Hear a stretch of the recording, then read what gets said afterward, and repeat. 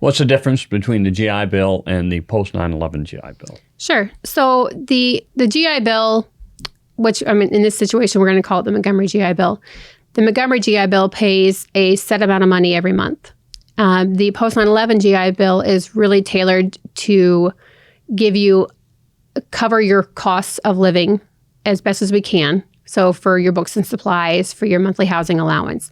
And then on top of that, then the school supplies us with the tuition and fees costs that they have, and then we apply those funds to them. So with Montgomery GI Bill, you're getting the money directly. And then with the post-9/11, we split it up so that some of the responsibility falls on the student to take care of their funds, and then some of the responsibility falls on the school to take care of and apply the funds where it's needed.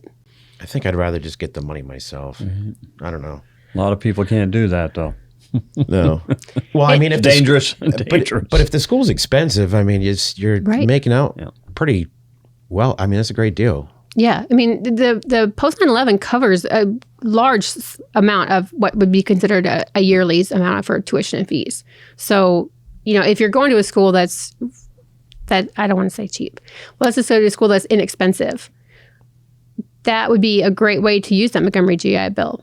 If you know that you're going to be making more in the end, coming to you personally by doing that. Well, I mean, there's a handful of states that if you had enlisted from that state, when you return home and get out, you have free tuition at any state school. Right. So, I mean, Montgomery GI Bill would definitely be the best way to go in that situation. Sure. I would think. You would, yeah. And then this is one of those things, but, also...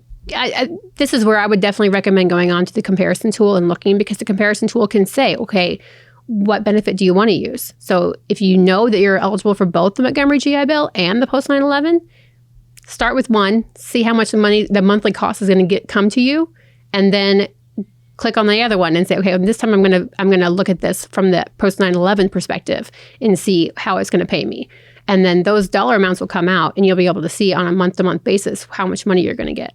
Hey folks, connecting with your benefits is our primary mission, and the SITREP is providing more options than ever. Subscribe to our free email newsletter, subscribe to our audio podcast channel, or subscribe to our content on YouTube. For details and links, check out the description below.